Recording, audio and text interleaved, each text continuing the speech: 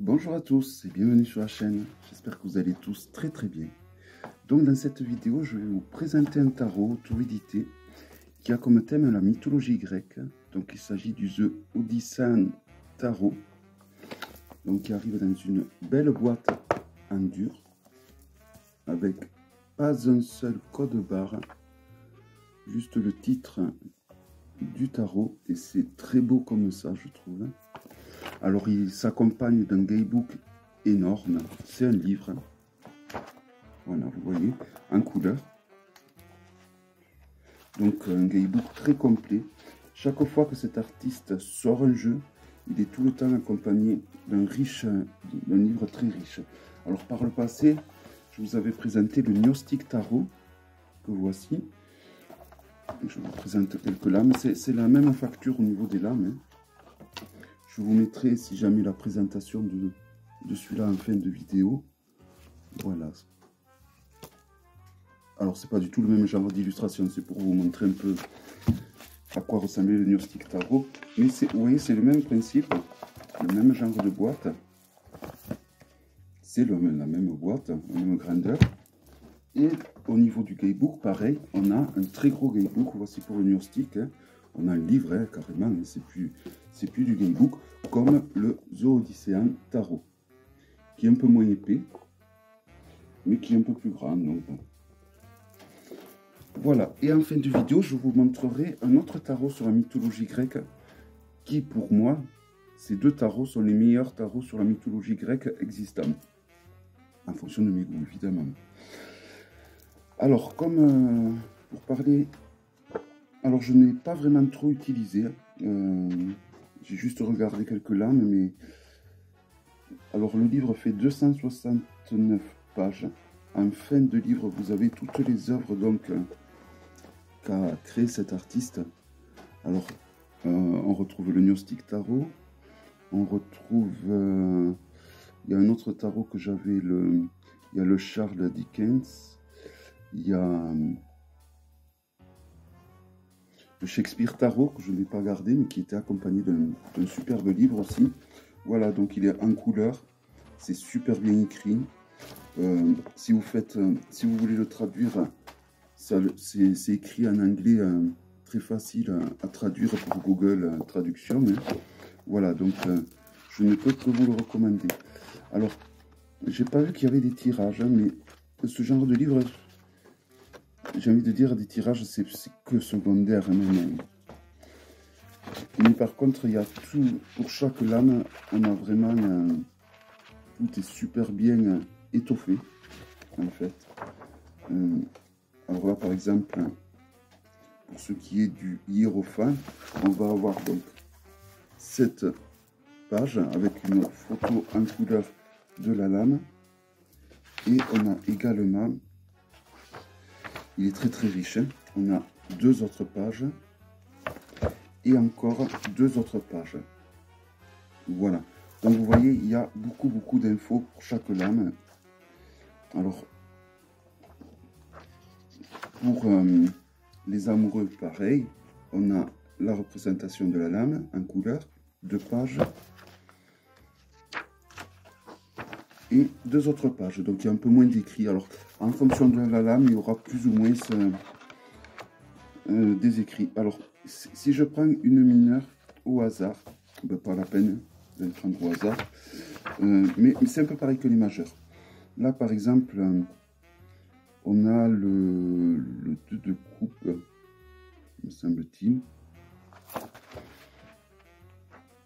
Je dis par rapport aux couleurs, car il y a un code de couleur pour chaque famille d'arcanes, pour toutes les arcanes en fait. Hein. Par exemple, pour le 11, pardon. Donc, alors, les personnages de cour ne sont pas nommés reine, roi, cavalier, mais ils vont être nommés 11, 12, 13, 14. Alors, voici pour les personnages de cour. Là, par exemple, pour le 11, qui se veut être l'équivalent du valet ou du page, on a une page. Pour le cavalier, par contre, vous voyez, on a cette page et on a derrière cette page également. Donc vous voyez, il y a des lames qui vont être un peu plus étoffées que d'autres. Pour les numérales, il y a quand même un peu plus. Alors par exemple, pour ce qui est pour le 4, regardez, on a tout ceci,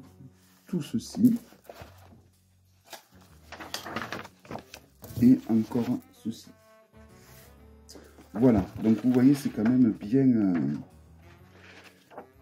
il avait beaucoup de choses à dire, hein, mais voilà, c'est super intéressant. Il doit expliquer la correspondance avec le mythe qui correspond à l'arcane. Donc vraiment...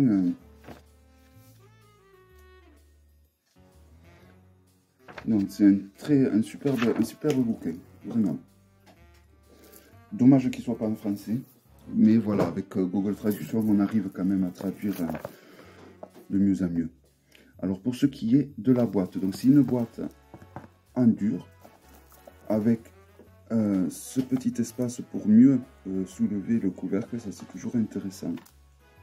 Voilà, c'est vraiment des jeux de très bonne facture qui fait. Ici l'intérieur de la boîte, simple, mais voilà, très bien. Le dos des lames qui permet de faire un tirage envers endroit avec une représentation de méduse. Et alors, comme je vous disais, on a des codes couleurs pour reconnaître les arcanes. Blanc pour les majeurs, etc. etc. Vous voyez. Donc ça, c'est toujours bien. C'est toujours bien le fait que ça soit justement, qu'on arrive à différencier de suite en fonction du code couleur. J'aurais aimé pouvoir trouver quand même la correspondance des couleurs. Voilà, donc le jaune, c'est les deniers. Le noir, ça va être les épées. Le bleu,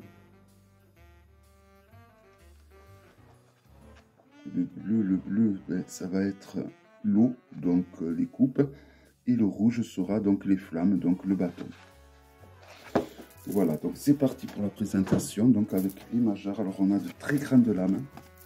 Si on le compare à un Grimaud, vous voyez, elles sont bien plus larges et bien plus hautes.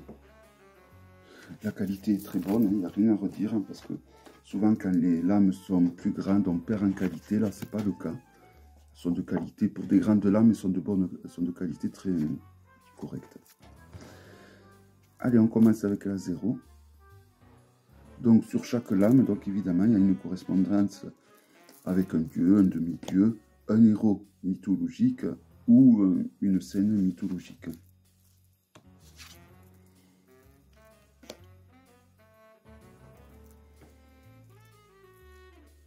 Alors c'est un tarot qui est fait à partir d'anciennes œuvres d'art, hein, que peut-être vous allez reconnaître certaines.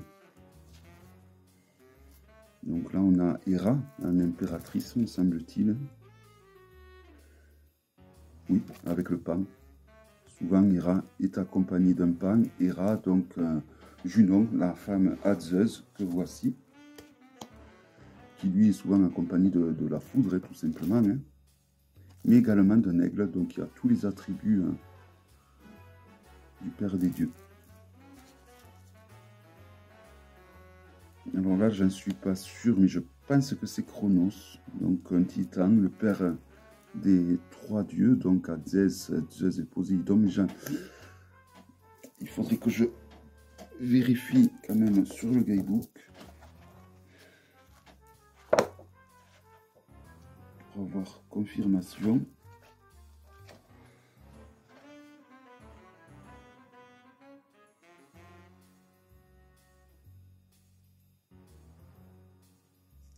Zeus, non. Non, ça ne me le dit pas. Enfin, disons que ça me le dit, mais il faudrait que je lise beaucoup. Il faudrait que je traduise, tout simplement. Voilà, donc là, par exemple, pour cette lame, c'est donc la lame qui correspond au pape. Donc, on a tout ceci, toute cette page. On a également deux autres pages. Encore deux autres pages. Voilà, donc ça fait 5 pages. Donc, je j'ai envie de dire, c'est un tarot qui peut, éventuellement, si vous maîtrisez l'anglais, c'est un tarot qui peut correspondre à des débutants. Il y a suffisamment d'infos. Hein. Alors là, ça correspond numérologiquement à l'arcane des amoureux. Donc je sais que, alors il y a Héra et Aphrodite, l'autre déesse, je ne sais plus. Le chariot. C'est un jeu qui suit la logique de Marseille au niveau numérologique des arcanes majeurs.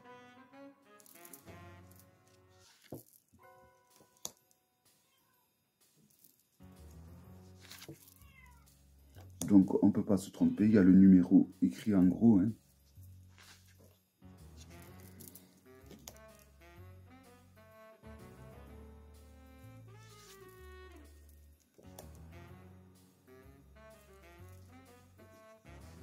Voilà, et donc le contour des arcanes majeurs est donc en blanc.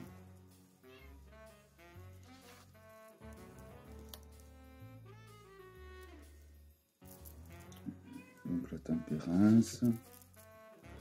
Le diable qui représente ce fameux titan qui se faisait dévorer le foie en journée et après pendant la nuit se reconstituer. Je pense que c'est ce mythe-là hein, que ça représente.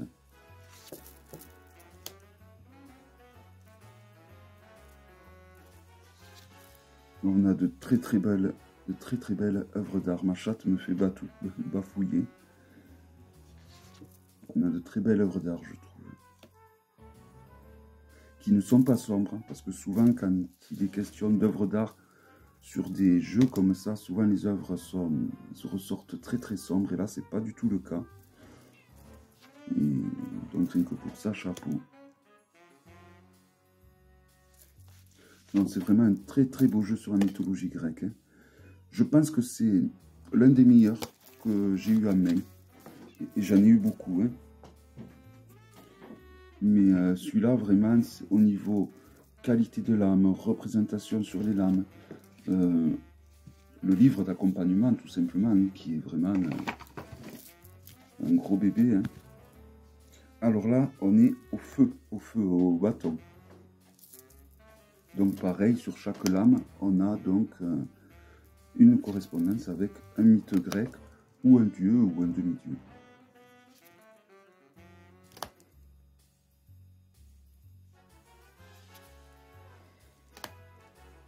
Et au niveau des mineurs, je trouve qu'on reste quand même fidèle dans l'ensemble à un rider, hein, à la signification, on va dire, fidèle à la signification. Graphiquement, peut-être pas, il doit y avoir des...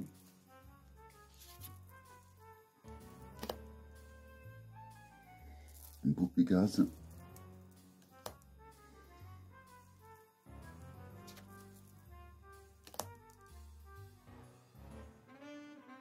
Voilà, alors là, c'est ce que je vous disais. Pour les personnages de cours, donc, on a le numéro. Donc, on continue dans la numérologie. 11 pour le valet, 12 pour le cavalier, 13 pour la reine, et 14 donc pour le roi. Mais je pense que sur le livre, vous devez avoir... ils doivent mettre roi, reine, je pense, etc. etc.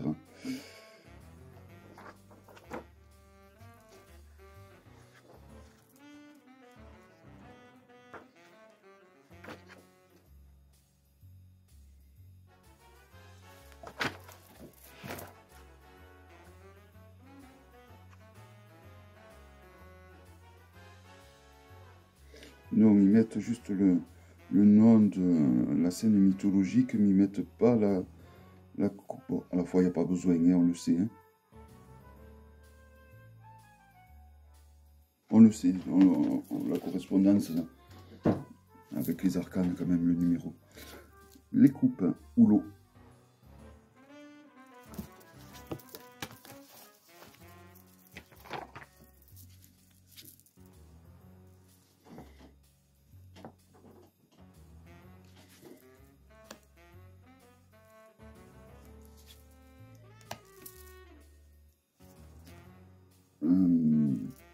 ce personnage qui voit son reflet, son... Je sais plus comment il s'appelle. Ah, je bug, j'ai un trou.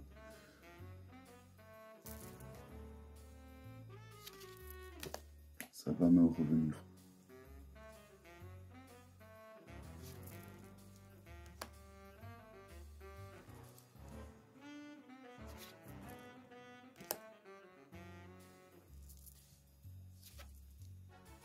C'est vraiment de très très belles œuvres d'art qu'il a choisi, je trouve. Alors j'aime ce genre de jeu, en général j'aime beaucoup. Mais alors celui-là, même si vous n'êtes pas féru de mythologie grecque, ce jeu peut s'adresser à vous si vous aimez les belles œuvres d'art. Donc le valet, le cavalier, la reine et le roi avec Poséidon. Donc là on passe aux épées.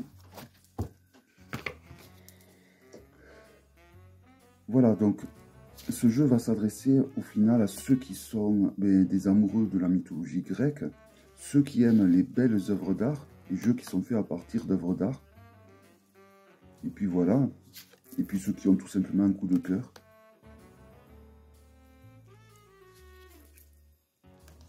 Là on doit avoir Arachné.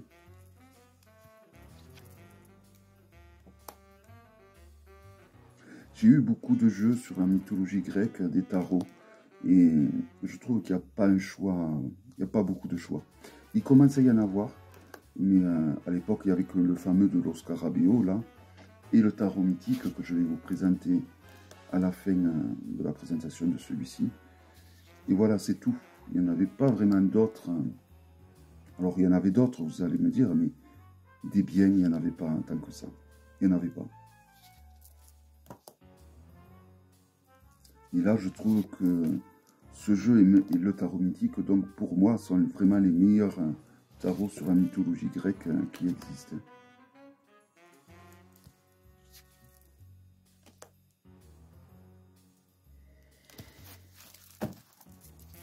Et on va finir avec les deniers.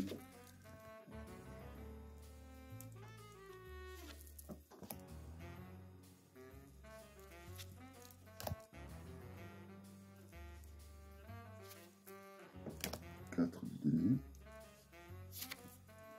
Le 5.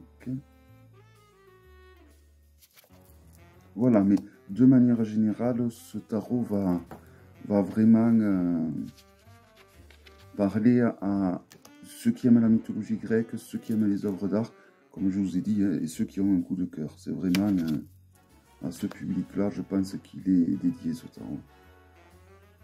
Mais voilà, c'est vrai qu'au début, j'y pensais pas, mais ceux qui aiment les œuvres d'art vont sûrement trouver magnifique ce tarot.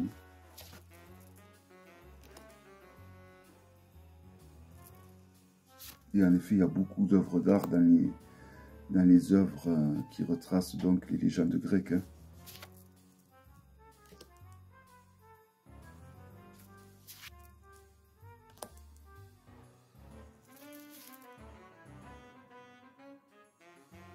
Alors là, il me semble que c'est Hadès.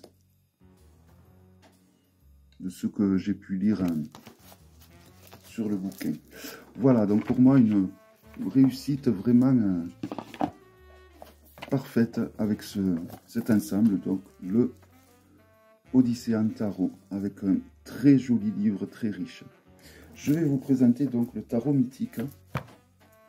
Alors le tarot mythique, il faut savoir qu'il existe en 3 formats différents. La première édition, la seconde édition et la 3e édition.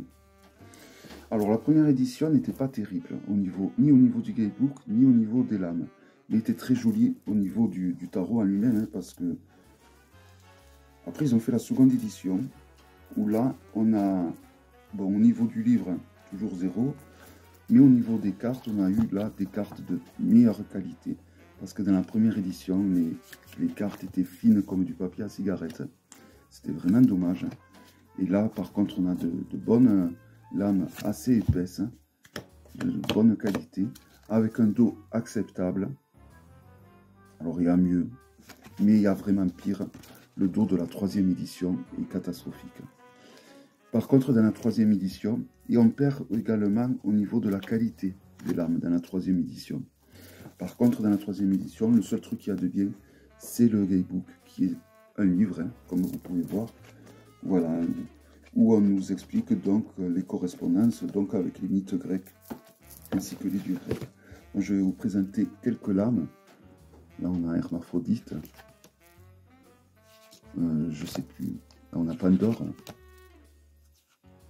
le fameux titan qu'il y avait tout à l'heure sur l'autre jeu, qui se fait manger le foie par la Sénègle, hein, Athéna, Apollon,